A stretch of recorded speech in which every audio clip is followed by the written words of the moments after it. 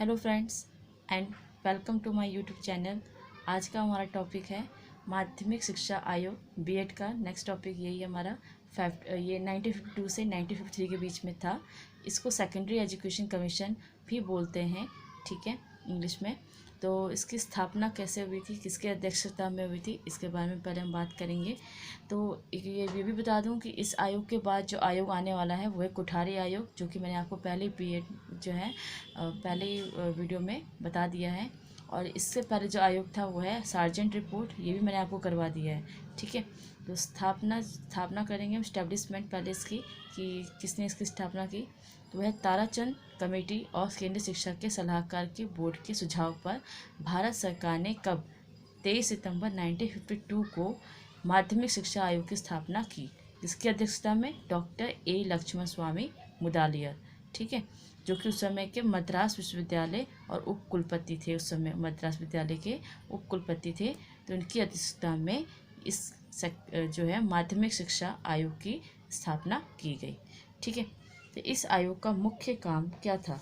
तो इस आयोग का मुख्य कार्य माध्यमिक शिक्षा की समकालीन स्थिति का निरीक्षण करना और उसमें सुधार एवं पुनर्गठन के लिए सुझाव देना था। तो इस आयोग ने जून 1953 में अपनी रिपोर्ट प्रस्तुत की। इस रिपोर्ट में माध्यमिक शिक्षा के लगभग सभी पहलुओं पर प्रकाश डालकर सुझाव प्रस्तुत किए गए, जो कि निम्नलिखित थे, ठीक है।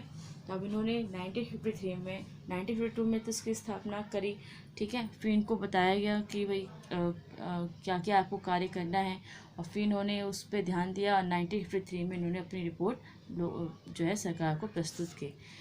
इसमें इन्होंने कहा कि उच्च माध्यमिक प्रणाली का संस्थापन आप कराना है, ठीक है। Installation of higher secondary system का, विभिन्न प्रकार के कोर्स की स्थापना, त्रिभाषी यानी कि 3 भाषाओं वाला फॉर्मूला, शिक्षात्मक और व्यावसायिक नीति निर्देशन पर जोर दिया गया। शिक्षण विधियों में सुधार के लिए कहा, पाठ्य पुस्तकों में कुछ सुधार के लिए कि कौन सी भाषा की होनी चाहिए या कौन सा पब्लिश में करने के लिए क्या क्या किसके हाथों में होना चाहिए, तो ये सब उसमें जो है बताया गया है। कक्षा प्रणाली में सुधार कि उनका मूल्यांकन बच्चों का कैसे किया जाए, इसके बारे में बता रखा है। शिक्षा कर्मियों में सुधार, विद्यार्थियों की भौतिक उन्नति में सुधार, निर्माण एवं सामग्री में सुधार, अगर किसी स्कूल भवन में स्कूल परिसर की किसी चीज़ की कमी है तो उसके निर्माण और सामग्री में सुधार के लिए उन्होंने कहा है। इस आयोग का मुख्य कार्य, फंक्शन ऑफ कमीशन, ये था कि भारत की समकालीन माध्यमिक शिक्षा की जांच करना, भिन्न भिन्न प्रकार के माध्यमिक विद्यालयों में सहसंबंध और माध्यमिक शिक्षा के उद्देश्य तथा और माध्यमिक शिक्षा के उद्देश्य, संगठन और पाठ्यक्रम का निर्माण। उसके बाद प्राथमिक, बुनियादी एवं उच्च शिक्षा के संदर्भ में माध्यमिक शिक्षा, इसके बारे में कि माध्यमिक शिक्षा उससे रिलेटेड हो, और साथ में जो कोई समस्या अगर है तो उन्हें ढूंढ कर उनका हल निकालना। शिक्षा का उद्देश्य क्या होना चाहिए? माध्यमिक शिक्षा आयोग 1952 द्वारा सुझाए गए प्राथमिक शिक्षा के उद्देश्य जो है निम्नलिखित हैं। वो है व्यावसायिकता, कुशलता में सुधार, ठीक, यानी कि इसका अर्थ है विद्यार्थियों में कार्य करने के प्रति जोश एवं सम्मान पैदा करना है, ताकि वो इस लायक बना सके, ताकि वो अपनी आजीविका प्राप्त कर सके। व्यावसायिक कुशलता मतलब यही होता है। नेतृत्व का विकास, अर्थात लोगों में जो है प्रजातंत्र के लिए नेतृत्व के गुणों का विकास हर व्यक्ति को होना चाहिए, ताकि वो आगे जाके अच्छी सरकार में मदद कर सके या खुद एक सरकार बना सके, क्योंकि हमारा प्रजातंत्र तो यही है कि लोगों के लिए, लोगों द्वारा और लोगों के लिए बनी गई है, तो इसीलिए। उसके बाद व्यक्तित्व का विकास, आयोग का कहना है कि प्रजातंत्र नागरिकता का विकास, यानी कि लोगों में नागरिकता की भावना का विकास होना जरूरी है, ठीक है। जैसे देशभक्ति की भावना और समुदाय की भावना, बोलने लिखने स्पष्टता, वसुधैव कुटुंब की भावना और अंतर्राष्ट्रीय नागरिकता की भावना का विकास, ठीक, और व्यक्तित्व का विकास। आयोग के अनुसार शिक्षा का एक महत्वपूर्ण कार्य जो होता है वह है व्यक्तित्व का विकास करना, ठीक है। किताबी ज्ञान के अलावा बच्चे का सर्वांगीण विकास करने में भी सहायक होना चाहिए शिक्षा का। इसीलिए विद्यार्थी जो है अपना जो है एक व्यक्तित्व का विकास करके अपने आप को भारत के काम में ला सकते हैं या अपने पैरों पे खड़ा हो सकते हैं व्यक्तित्व का। उसके बाद शिक्षा का ढांचा यानी स्ट्रक्चर ऑफ एजुकेशन। इनके अनुसार माध्यमिक शिक्षा की जो है अवधि 11 से 17 वर्ष तक की आयु का है। ठीक है, तो इसमें इन्होंने इस व्यवस्था का तरीका अपनाया है 8+3 यानी कि इनके अनुसार 8 साल जो है मिडिल विद्यालय शिक्षा में, ठीक है, और 3 साल जो है उच्च माध्यमिक शिक्षा की अवधि के लिए 3 वर्ष जोड़े गए और बाकी के 3 वर्ष प्रथम डिग्री जो 3 वर्ष जो होती है उसके लिए। विद्यालय संबंधी सुझाव इन्होंने क्या क्या दिए। इस आयोग ने अलग अलग भिन्न भिन्न तरीके के विद्यालयों की स्थापना करवाई है। ठीक है, और सुझाव दिए थे कि टेक्निकल विद्यालयों की स्थापना की जाए। इसके अतिरिक्त और भी प्रशिक्षु जो है अप्रेंटिस है उनके प्रशिक्षण के नियमों को बनाने पर जोर दिया जाए। बड़े शहरों में भी केंद्रीय टेक्निकल विद्यालयों की स्थापना होनी चाहिए। विशिष्ट विद्यालयों की स्थापना होनी चाहिए, जैसे पब्लिक विद्यालय और आवासीय विद्यालयों की स्थापना होनी चाहिए। इन्होंने सह शिक्षा पे भी जोर दिया, को एजुकेशन यानी कि लड़के और लड़कियों को साथ में पढ़ाया जाए। तभी भी इस कमीशन ने माना कि लड़के और लड़कियों की शिक्षा में कोई अंतर नहीं है, तथापि लड़कियों में के लिए गृह विज्ञान के शिक्षण को व्यवस्था होनी चाहिए। इस संबंध में मुख्य सिफारिशें निम्नलिखित है। इन्होंने कहा कि आवश्यकता होने पर लड़कियों के लिए अलग विद्यालय की स्थापना होनी चाहिए।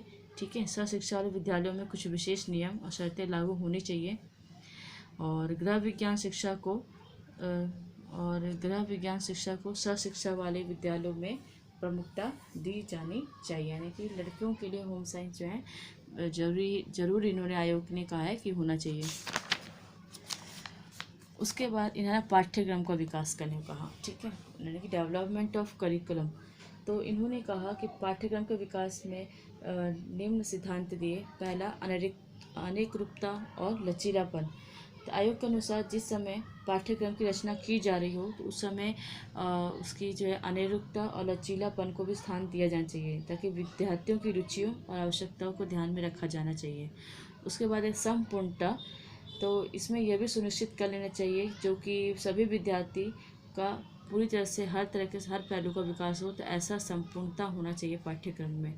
अवकाश का महत्व और उपयोगिता। पाठ्यक्रम में सामाजिक, सौंदर्य पर, कला आदि को भी शामिल करना चाहिए और अवकाश का भी प्रावधान होना चाहिए, ताकि अवकाश के समय बच्चे जो है उस पाठ्यक्रम की क्रियाओं को कर सकें। उसके बाद सामुदायिक धुरा यानी कि कम्युनिटी सेंटर्डनेस। कमीशन के अनुसार पाठ्यक्रम जो है सांप्रदायिक जीवन से संबंधित होना चाहिए, अर्थात पाठ्यक्रम में जो है उत्पादन कार्यों का भी विशेष स्थान देना चाहिए।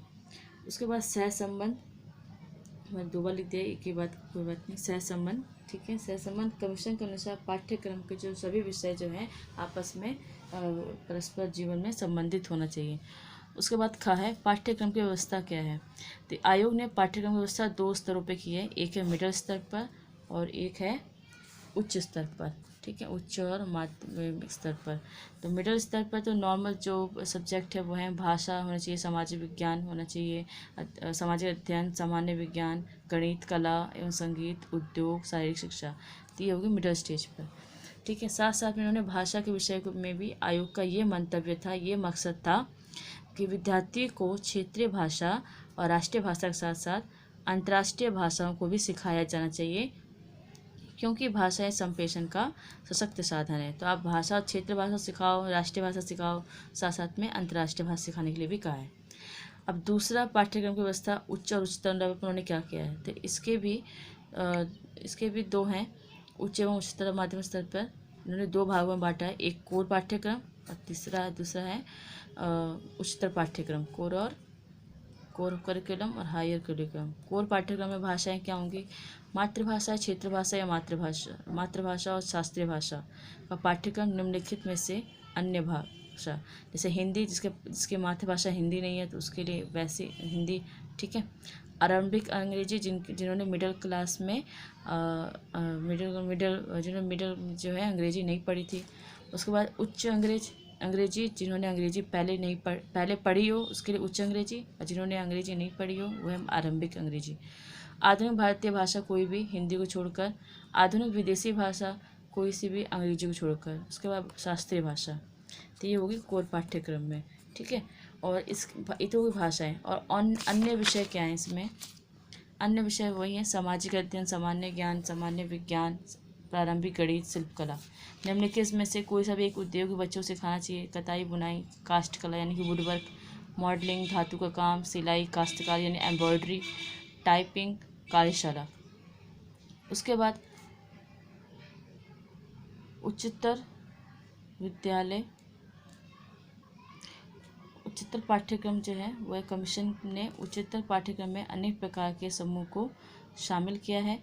ठीक है, ये समूह 7 प्रकार के हैं और इनमें से विद्यार्थियों को कोई 3 विषय चुनने होते हैं। यह विषय कोर विषयों से अतिरिक्त होंगे, जैसे ह्यूमैनिटीज़, विज्ञान, तकनीकी, वाणिज्य, कृषि, ललित कला और गृह विज्ञान। ठीक है स्टूडेंट, तो ये आज हमारा टॉपिक कंप्लीट होता है जो है क्या माध्यमिक शिक्षा आयोग का। ठीक है, गुड।